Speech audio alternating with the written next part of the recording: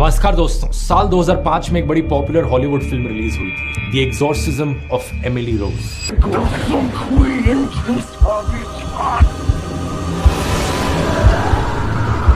Horror फिल्में वैसे तो हॉलीवुड में बहुत बनी है, लेकिन इस फिल्म के बारे में एक बड़ी खास बात थी। इस फिल्म के पोस्टर पर देखिए क्या लिखा था, based on a true story, यानी कि एक सच्ची घटना पर आधारित थी।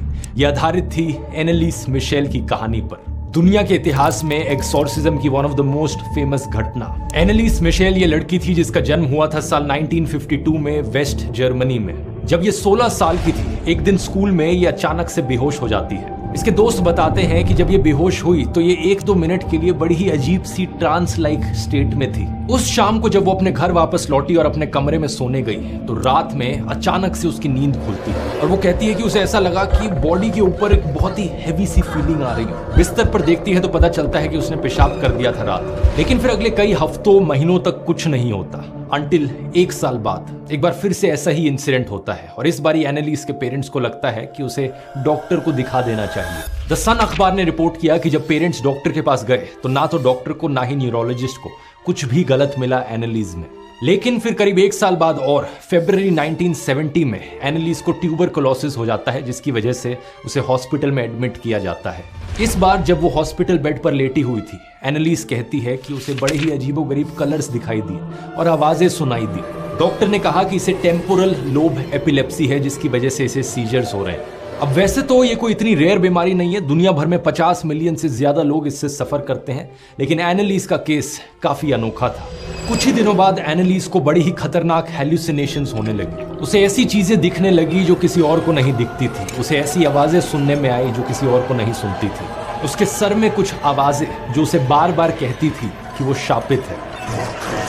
इसके चलते वो भारी डिप्रेशन में चली गई, लेकिन ये तो सिर्फ शुरुआत थी। कैथोलिक क्रिश्चियन लोग अक्सर एक टाइप की प्रेयर करते वक्त अपने घुटनों पर बैठते हैं। द टेलीग्राफ अखबार ने रिपोर्ट किया कि एनालिस ये एक दिन में 600 बार करने लगी, इस हद तक कि उसके घुटनों के लिगामेंट्स डैमेज हो गए। फिर एक बार वो एक टेबल के नीचे जाकर छुप गई और लगातार 2 दिन तक कुत्तों की तरह भौंकने लगी। एक बार उसने एक मकड़ी को खा लिया, एक बार एक कोयले के टुकड़े को खा लिया और एक बार तो एक चिड़िया को भी खा गई। उसके पेरेंट्स को समझ नहीं आ रहा था कि ये क्या हो रहा है। डॉक्टर से कोई जवाब नहीं मिला तो वो एक बिशप के पास गए और बिशप से कहा कि वो एनालिस के ऊपर एक्सॉर्सिज्म करे। एक्सॉर्सिज्म का मतलब है किसी के शरीर के अंदर से किसी शैतान की आत्मा बाहर निकालना रिलीजियस प्रोसीजर्स करके। इंडिया में इसे झाड़ फूंक कहते हैं। ऐसा कहा गया कि एनालिस के शरीर में 6 शैतान छिपे थे। जर्मन तानाशाह Adolf Hitler, Roman emperor Nero, Judas जो कि जीसस के एक डिसिपल थे जिन्होंने जीसस को धोखा दिया था। चौथा केन, एडम के बेटे जिन्होंने अपने भाई एबल को मार दिया था। 5वां लूसीफर जो कि मेन शैतान होता है क्रिश्चियन थियोलॉजी में। और 6ठा वैलेंटाइन फ्लाइशमान, 1500 की सदी में रहने वाला एक जर्मन कैथोलिक प्रीस्ट जिसे चर्च से बाहर निकाल दिया गया था, उसकी शराब की हैबिट को देखकर और एक मर्डर के चार्ज के बेसिस पे। एनालिस मिशेल के ऊपर जैसे जैसे ये एक्सॉर्सिज्म किया गया, कहा जाता है कि उसके अंदर के शैतानों ने बोलना शुरू कर दिया। इसकी असली ऑडियो क्लिप जब ये एक्सॉर्सिज्म किया जा रहा था, ये अभी भी ऑनलाइन अवेलेबल है। Ja, ich dachte, die anderen leiden, damit die nicht mehr kommen und so. Nein, ihr Klötze! Er war mir Klötze! Oh, so gerne will er nicht. Die Ruhe gibt nur der Ohren. Die müssen in eigenen Seminaren ausgebildet werden, die dürfen nicht auf die anderen. Ich hab ein Bruder schlagen. Die Trübe weißt du, Maria. Anneliese Michel का case दुनिया के इतिहास में एक बहुत ही अजीबोगरीब case है, लेकिन ये इकलौता नहीं है। 10 साल पहले एक अमेरिकन आदमी अपने होटल के कमरे में बेहोश पाया गया। जब उसे हॉस्पिटल ले जाया गया और उसका होश वापस आया तो उसने अचानक से स्वीडिश भाषा बोलनी शुरू कर दी। जब उसका आईडी कार्ड चेक किया गया और सारे डॉक्यूमेंट्स देखे गए तो पता चला इस आदमी का नाम था माइकल बोटराइट। लेकिन जब उससे पूछा गया उसका नाम क्या था, वो कहता है कि मेरा नाम था योहान एक। Bizarre medical mystery out of Palm Springs. Navy veteran wakes up one morning speaking only Swedish, no memory of his past. एक अमेरिकन आदमी बेहोशी के बाद अचानक से कैसे स्वीडिश भाषा में बात करने लग गया। एनालिस मिशेल कैसे ये शैतान की आवाजें अपने मुंह से निकालने लग गई। क्या सही में उसके अंदर कोई शैतान की आत्मा घुस गई थी? आइए समझते हैं इन रहस्यों को एक साइंटिफिक पर्सपेक्टिव से आज के इस वीडियो में।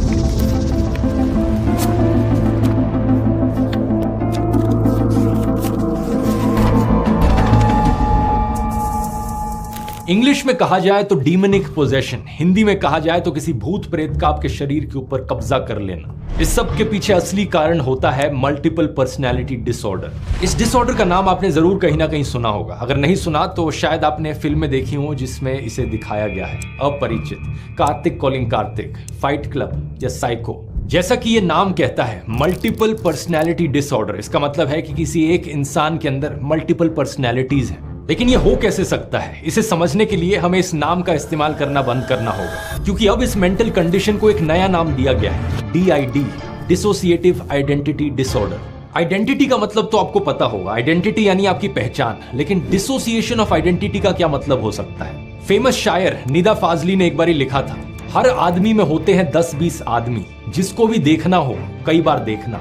इस शायरी का एक्चुअली में एक डीपर साइकोलॉजिकल मीनिंग है, क्योंकि पहले तो हुए आप वो इंसान जो आप असलियत में हो, लेकिन दूसरे हुए आप वो इंसान जो आपको लगता है आप हो। फर्क समझ रहे हो? कोई इंसान यहाँ एक बेवकूफ है, लेकिन उसे लग सकता है कि वो तो एक होशियार और समझदार इंसान है। साइकोलॉजी में इसके लिए एक टर्म का इस्तेमाल किया जाता है, डनिंग क्रूगर इफेक्ट।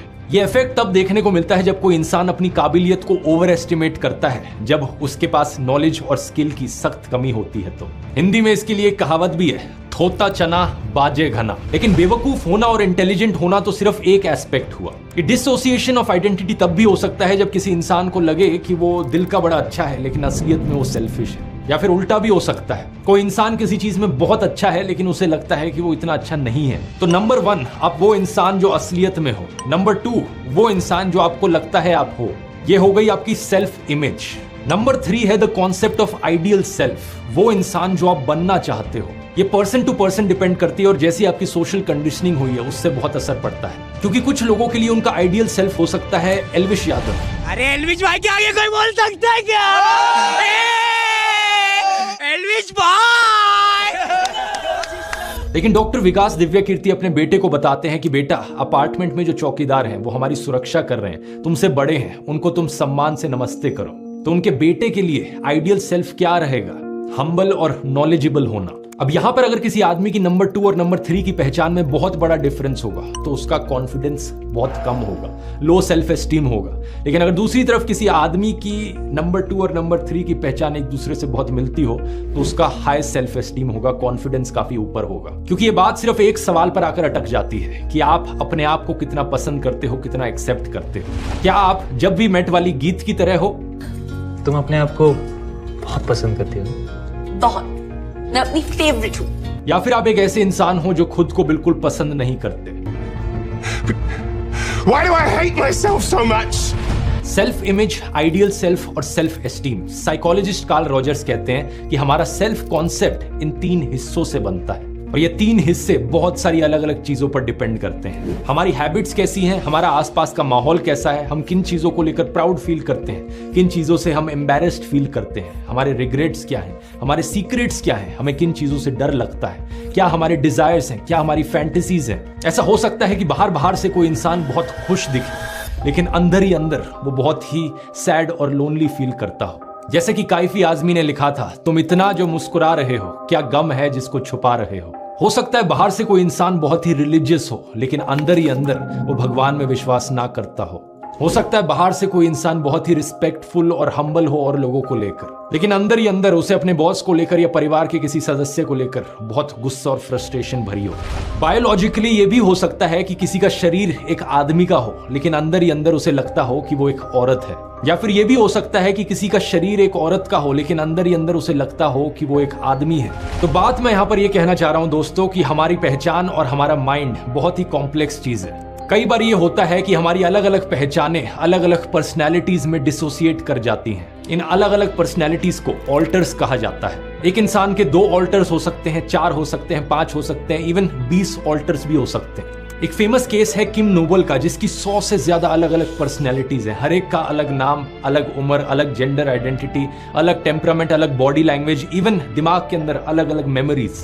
आमतौर पर कुछ हद तक बहुत से नॉर्मल लोगों में भी अलग अलग पर्सनैलिटीज देखने को मिलती हैं। जैसे कुछ लोग होते हैं जब वो समय बिताते हैं अपने दोस्तों के साथ, उनका बिहेवियर और बॉडी लैंग्वेज काफी अलग होता है एज कंपेयर टू जब वो समय बिताते हैं अपने पेरेंट्स के साथ। बात करने का ढंग, इमोशनल टॉलरेंस सब बदल जाता है डिपेंडिंग अपॉन आप किसके साथ साथ हो। लेकिन इस DID बीमारी में ये चीज एक बहुत एक्सट्रीम लेवल पर चली जाती है। ना सिर्फ आपका बॉडी लैंग्वेज और बिहेवियर, बल्कि आपका नाम भी बदल जाता है, आपकी उम्र भी बदल जाती है। कुछ लोगों के केस में अलग अलग मेमोरीज भी फॉर्म होने लग जाती हैं दिमाग में।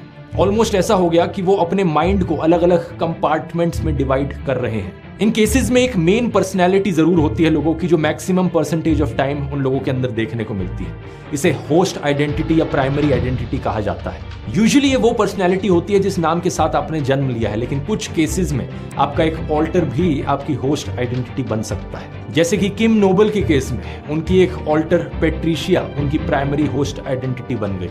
किम नोबेल की एक 14 साल की बेटी है। जब वो माँ बनकर अपनी बेटी का ख्याल रखती हैं तो वो अपने आप को किम की तरह नहीं देखती, वो अपने आप को पेट्रिशिया की तरह देखती है। किम और पेट्रिशिया के अलावा इनकी और भी आइडेंटिटीज हैं, जैसे कि जूडी, जूली, एबी, डॉन, केन, बॉनी, हेली। 2017 में एक हॉलीवुड फिल्म आई थी स्प्लिट नाम से, जिसमें इसी चीज को दर्शाया गया था।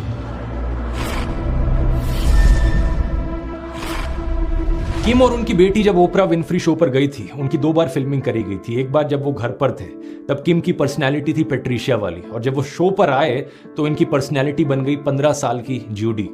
ज्यादा डरने की बात नहीं है, क्योंकि जैसा आप फिल्मों में देखते हो उस तरीके से पर्सनैलिटी नहीं बदलती है अचानक से और बहुत बड़े ही ड्रामेटिक तरीके से।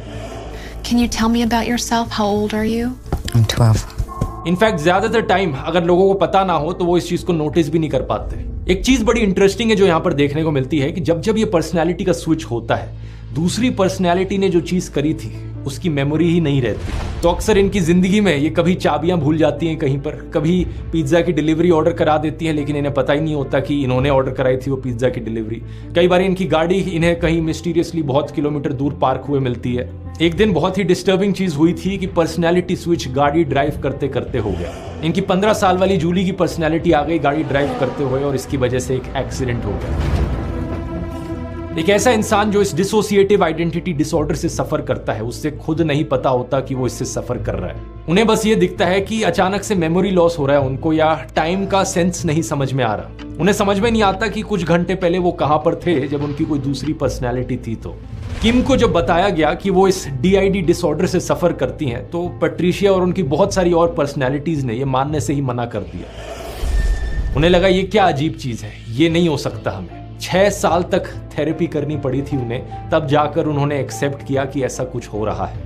एक बारी उन्हें ये चीज समझ में आई तो धीरे धीरे पजल के पीसेस जुड़ने लगे और उन्हें दिखने लगा कि क्यों वो बार बार टाइम लूज करती जा रही थी, क्यों बीच बीच में मेमोरी में गैप्स दिखते थे। It makes me sad, but I haven't got those memories that she's got. So I'm hearing it like a third person. Psychotherapy की मदद से धीरे धीरे पेट्रिशिया ने अपनी कंडीशन को एक्सेप्ट करना शुरू किया, लेकिन इसका सोल्यूशन क्या है? इसका सोल्यूशन है डिसोसिएशन का ऑपोजिट, रीइंटीग्रेशन। अलग अलग ऑल्टर्स के बीच में कम्युनिकेशन बनाने की कोशिश की जाए ताकि सारी आइडेंटिटीज एक साथ मिलकर वापस जुड़कर एक आइडेंटिटी बन जाए। जिस समय आर्टिकल लिखा गया था, एज ऑफ दैट टाइम उनकी आइडेंटिटी फुली इंटीग्रेट अभी भी नहीं हुई थी। हर दिन उन्हें 3 से 4 स्विचेस देखने को मिलते थे, लेकिन धीरे धीरे टाइम के साथ साथ उन्होंने समझ लिया था कि क्या ट्रिगर्स हैं जिनकी वजह से उनकी पर्सनैलिटी स्विच कर रही है। जैसे कि जब भी खाना सर्व किया जाता था, जूडी की पर्सनैलिटी बाहर निकल आती थी। जब भी वो नहाने जाती थी, स्पिरिट ऑफ वाटर की पर्सनैलिटी ओवरटेक कर लेती थी उनकी बॉडी पर। ये चीजें समझकर उन्होंने धीरे धीरे अपने DID सिस्टम को मैनेज करना शुरू किया। लेकिन दूसरी तरफ एनालिस मिशेल, जिसकी कहानी मैंने आपको वीडियो के शुरू में बताई थी, वो इतनी फॉर्चुनेट नहीं थी। उन पर 67 एक्सॉर्सिज्म्स किए गए 10 महीने के टाइम स्पैन में, और उसके बाद उनकी मौत हो गई। क्या रीजन था उनकी मौत के पीछे? कई लोग कहते हैं कि शैतान और बैड स्पिरिट्स नेगेटिव एनर्जी की फॉर्मेशन करते हैं, और इसके सोल्यूशन के तौर पर अक्सर पॉजिटिव एनर्जी की बात करते हैं। अक्सर आपको तरीके बताए जाते हैं कि कैसे आप यूनिवर्स की पॉजिटिव एनर्जी को हार्नेस कर सकते हो और नेगेटिव एनर्जी के खिलाफ लड़ाई कर सकते हो। एक ऐसा ही आइडिया है लॉ ऑफ अट्रैक्शन का, जिसकी बात द सीक्रेट किताब में करी गई है, अल्केमिस्ट किताब में करी गई है, और इवन ओम शांति ओम में एक डायलॉग है। अगर किसी चीज को दिल से चाहो तो पूरी कायनात उसे तुमसे मिलाने की कोशिश में लग जाती है। क्या इस बात में कोई सच्चाई है? आप में से कई लोग मुझे इस टॉपिक पर बात करने को कहते हैं, इसीलिए मैं आपके सामने पेश करना चाहूंगा ध्रुव राठी एकेडमी पर ये ई book the power of universe. इस वीडियो के रिसर्चर और मेरे दोस्त विजेता दहिया ने एक किताब लिखी है लॉ ऑफ अट्रैक्शन, ऑरा और कई सारी ऐसी मिस्ट्रीज पर। इस किताब का फॉरवर्ड मैंने लिखा है और मेरी राय में ये एक बहुत ही यूजफुल किताब है, क्योंकि इससे आप कुछ ऐसा सीखेंगे जो पूरी जिंदगी आपके साथ रहेगा। ये शायद से पहली ऐसी बुक है जिसमें फिलॉसफी, स्पिरिचुअलिटी और सेल्फ हेल्प को एक रैशनल और साइंटिफिक माइंडसेट से समझाया गया है। अगर आपको ऐसे टॉपिक्स में इंटरेस्ट आता है तो जरूर मैं कहूंगा पढ़कर देखिए। सिर्फ 77 पेजेस की बुक है जिसमें 1 से 1.5 घंटा लगे आपको ये पढ़ने में, और एक बहुत ही अफोर्डेबल प्राइस पर सिर्फ 59 रुपीज में आप इसे खरीद सकते हैं। इसके लिए आप इस QR कोड को स्कैन कर सकते हैं या फिर इसका लिंक नीचे डिस्क्रिप्शन में मिल जाएगा। ये दोनों हिंदी और इंग्लिश वर्जन में अवेलेबल है, पावर ऑफ यूनिवर्स और ब्रह्मांड की शक्ति। अब टॉपिक पर वापस आए तो एनालिस की मृत्यु किसी शैतान या नेगेटिव एनर्जी की वजह से नहीं हुई। इसकी मृत्यु हुई स्टारवेशन और एक्यूट डिहाइड्रेशन की वजह से, यानी कि खाने और पानी की सख्त कमी की वजह से। इनका वजन इतना कम हो गया था कि ये सिर्फ 32 किलो पर था। इनकी मृत्यु की खबर जब दुनिया भर में फैली तो ये एक नेशनल स्कैंडल बन गया। लॉ एजेंसीज यहां पर इन्वॉल्व होने लगी। उन्होंने देखा कि एनालिस को एक्चुअली में साइकियाट्रिक केयर के अंडर रखा जाता था 16 इयर्स की एज के बाद से। जो फिजिशियंस उसे ट्रीट कर रहे थे उन्होंने कहा कि वो मेडिकेशन और थेरेपी को लेकर पॉजिटिव रिस्पॉन्स दे रही है। उन्होंने बताया कि एनालिस को एक्चुअली में 3 मेंटल इलनेसेस थी।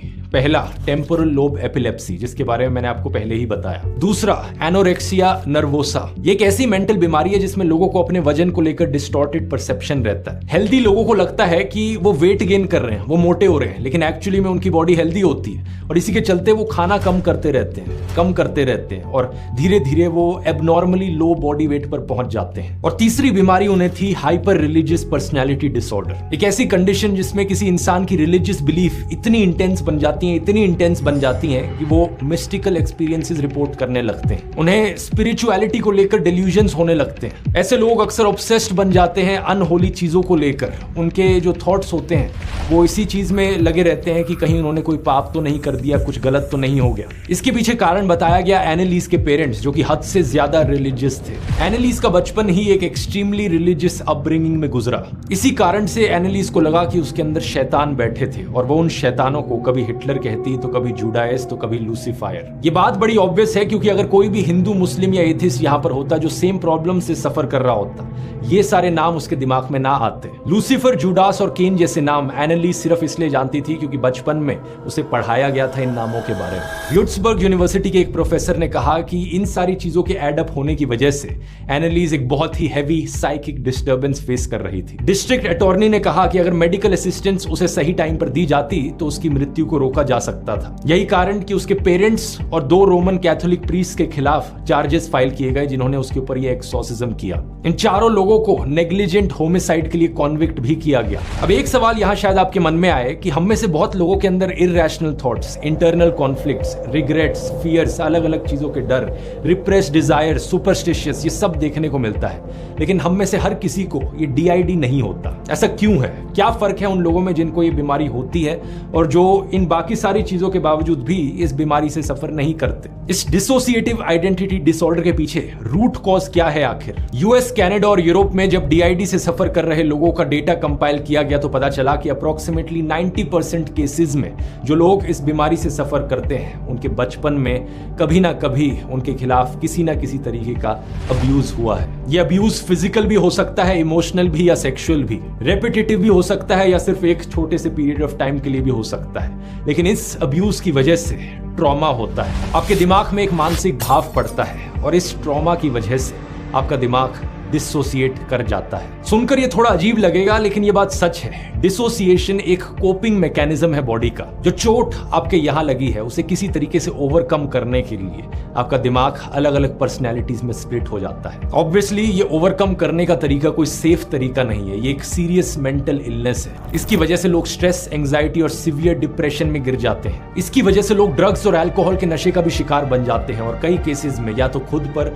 या दूसरों के खिलाफ वायलेंट हो जाते हैं। जो भी बचपन में ट्रॉमेटिक इवेंट एक ऐसे इंसान के साथ हुआ हो वो अक्सर उसके अनकॉन्शियस माइंड में चले जाता है और ज्यादातर केसेस में उसे याद भी नहीं रहता कि क्या हुआ था उसके साथ। और सुनकर आपको ट्रीटमेंट का तरीका थोड़ा अजीब लगे लेकिन साइकोथेरेपी में जब इसकी ट्रीटमेंट करी जाती है तो थेरेपिस्ट जो है वो ट्राई करता है कि आपको उस ट्रॉमेटिक इवेंट की याद दिलाए, क्योंकि अगर बिखरी हुई आइडेंटिटीज को वापस से इंटीग्रेट करना है, एक इंसान की एक पहचान वापस से बनानी है, तो जो भी उसके साथ हुआ था उस ट्रॉमेटिक इवेंट की एक्सेप्टेंस और फॉरगिवनेस बहुत जरूरी है। इसका सोल्यूशन छिपा है उस बीते कल को याद करके स्वीकार करने में। अब डिसोसिएशन एक ऐसी चीज है जो सीवियर केसेस में ये DID की बीमारी दे देती है।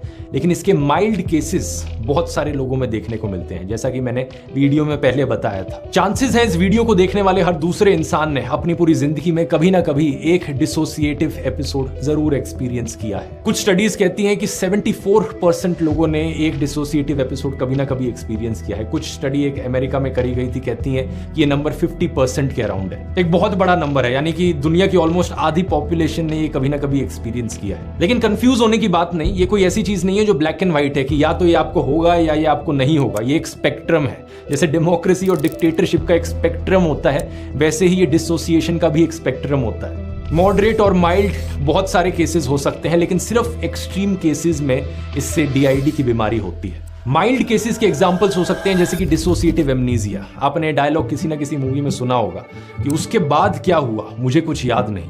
लोग अक्सर जब किसी ट्रॉमेटिक एपिसोड से सफर करते हैं तो उनका जो दिमाग होता है वो उस एपिसोड को डिसोसिएट कर लेता है टाइम से ही, तो कई सारी डिटेल्स भूल जाते हैं उसके बारे में।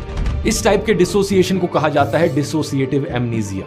इसके अलावा हो सकता है डिसोसिएटिव फ्यूग। इसका एक एग्जांपल मैंने आपको वीडियो के शुरू में बताया था, माइकल बोटराइट की कहानी। एक अमेरिकन आदमी जो बेहोश होने के बाद अचानक से स्वीडिश बोलने लगा। अब जानते हो ये कैसे हुआ?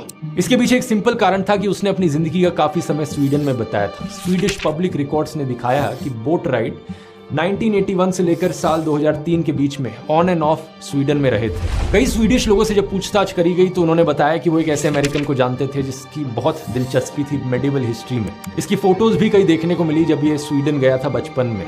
लेकिन स्वीडन में इतने साल बिताने के बाद ये जापान मूव हो गया, जहां पर इसकी शादी हुई, पिता बना। उसके बाद ये चाइना में मूव हुआ, वहां पर इसने इंग्लिश सिखाई और बाद में इसके बाद वो कैलिफोर्निया मूव हुआ। डॉक्टर्स ने कहा कि ये डिसोसिएटिव फ्यूग स्टेट से सफर कर रहा है, जहां पर लोग अपने पास्ट इवेंट्स को लेकर कंफ्यूज हो जाते हैं। यहां पर भी ट्रिगर कोई ना कोई ट्रॉमा ही होता है। बोटराइट का एक बेटा और 2 एक्स वाइफ्स थी, लेकिन बोटराइट से जब इसके बारे में पूछा गया तो उसे इनमें से किसी के बारे में भी याद नहीं था। लिंकन पार्क बैंड का एक गाना है नम नाम से। इस गाने में एक लाइन है, मैं इतना सुन हो गया हूं कि मैं आपको यहां महसूस नहीं कर पा रहा हूं। कुछ लोग होते हैं जिन्हें अक्सर ऐसी फीलिंग होती है कि वो अपने एक्शंस, अपने थॉट्स और अपनी फीलिंग्स से डिटैच्ड हैं कंप्लीटली। वो अपने आप को एक आउटसाइडर की तरह देखते हैं। इस तरीके की डिसोसिएशन को डीपर्सनलाइजेशन कहा जाता है। इसी से ही मिलती जुलती एक डिसोसिएशन है डीरियलाइजेशन, जहां पे लोगों को ये फीलिंग आती है कि उनकी आसपास की दुनिया और लोग बड़े ही अनरियल हैं। सब कुछ एक सपने की तरह लगता है। टाइम या तो बहुत धीरे चलता है या बहुत ही तेजी से चलने लगता है। ये सारी चीजें बड़े ही सीरियस मेंटल हेल्थ इश्यूज हैं, लेकिन ज्यादातर फिल्में अनफॉर्चुनेटली या तो इन्हें बड़े ही डरावने तरीके से दिखाएंगी या फिर बड़े ही इनसेंसिटिव तरीके से दिखाएंगी। भूल भुलैया फिल्म में जैसे कि राजपाल यादव का एक किरदार है छोटा पंडित। ये किसी मेंटल इलनेस से ग्रसित है और फिल्म में इसका मकसद सिर्फ एक कॉमिक रिलीफ देना है। फिल्म के आखिर में एक सो कॉल्ड साइकियाट्रिस्ट इसका इलाज करता है, इसे एक थप्पड़ मारकर। इवन जो विद्या बालन के किरदार अवनी की मुख्य कहानी है, वहां भी साइकियाट्रिस्ट इलाज करते वक्त बड़े ही अजीबोगरीब तरीकों का इस्तेमाल करता है, जो कि असल जिंदगी में कोई भी रियल लाइफ थेरेपिस्ट अप्रूव नहीं करेगा। दूसरी तरफ कुछ फिल्में हैं जो डीआईडी के पेशेंट्स को बहुत ही वायलेंट तरीके से पोर्ट्रे करती हैं, जैसे कि अपरिचित या फिर एल्फ्रेड हिचकॉक की लेजेंडरी फिल्म साइको। इन्हें बिल्कुल ही खतरनाक इंसान दिखाया जाता है। इस बीमारी को सेंसेशनलाइज किया जाता है एंटरटेनमेंट के लिए। किंग्स कॉलेज लंदन की डॉक्टर सिमोन रेंडर्स कहती हैं कि जहां समाज में पहले से ही इन बीमारियों को लेकर एक स्टिग्मा है, वहां ऐसी फिल्में डीआईडी पेशेंट्स को एक हिंसक और खतरनाक इंसान दिखाकर प्रॉब्लम को और बढ़ा देती हैं। असल जिंदगी में ज्यादातर डीआईडी पेशेंट्स एक्चुअली में वायलेंट नहीं होते। 2017 की एक रिसर्च ने भी यही कंक्लूजन निकाला था। एक फिल्म जिसमें बहुत ही सेंसिटिव और अच्छे तरीके से डीआईडी पेशेंट को दिखाया गया था वो है कार्तिक कॉलिंग कार्तिक। फरहान अख्तर और दीपिका पादुकोण की ये फिल्म, अगर आपको याद हो तो। इसके अलावा एक हरियाणवी वेब सीरीज है ओपरी पराई, जिसमें एक साइकोथेरेपिस्ट के थेरेपी के रूल्स को बड़े अच्छे तरीके से पोर्ट्रे किया गया है कि कैसे एक साइकोथेरेपिस्ट अपने आसपास पहले पेशेंट के अराउंड एनवायरनमेंट क्रिएट करता है सेफ्टी, कॉन्फिडेंशियलिटी और ट्रस्ट की। इसमें रियल लाइफ टेक्निक्स भी दिखाई गई हैं, जैसे कि गाइडेड इमेजरी और बैंडलर्स हैंडशेक, जो कि हिप्नोथेरेपी में इस्तेमाल करी जाती है। इस वीडियो को देखने के बाद मुझे उम्मीद है कि आप इस बीमारी के बारे में अच्छे से समझ गए होंगे। आप समझ गए होंगे कि मेंटल इलनेस के अराउंड हमें स्टिग्मा नहीं क्रिएट करना चाहिए। अगर किसी को हार्ट की कोई प्रॉब्लम होती है तो वो कार्डियोलॉजिस्ट के पास जाता है। अगर किसी को कोई मेंटल इश्यू है तो उसे थेरेपिस्ट के पास जाना चाहिए। ये कोई ईगो की बात नहीं है। असल जिंदगी में अगर कोई इंसान बहुत ज्यादा स्ट्रेस, एंजाइटी, डिप्रेशन, इरिटेबिलिटी से सफर कर रहा है तो हो सकता है उसके पीछे की रूट कॉज कोई ना कोई ये बीमारी हो। इसलिए एक अच्छा आइडिया रहता है साइकोथेरेपिस्ट को कंसल्ट करना। और अगर आपको लगता है कि असल जिंदगी में कोई भूत प्रेत, शैतान, चुड़ैल जैसी चीज एग्जिस्ट करती है तो आंखें खोल लीजिए, हम 2024 में जी रहे हैं। The power of universe E book को डाउनलोड करने का लिंक नीचे डिस्क्रिप्शन में मिल जाएगा, या फिर आप इस QR कोड को स्कैन कर सकते हैं। और अगर आप मेरी बातों से अभी भी कन्विंस नहीं है तो इस वीडियो को जाकर देख सकते हैं जहां पर मैंने भूतों की बात करी है। क्या गोश्त असली में एग्जिस्ट करते हैं, क्या सच्चाई है उनके पीछे की, यहां क्लिक करके देख सकते हैं। बहुत बहुत धन्यवाद।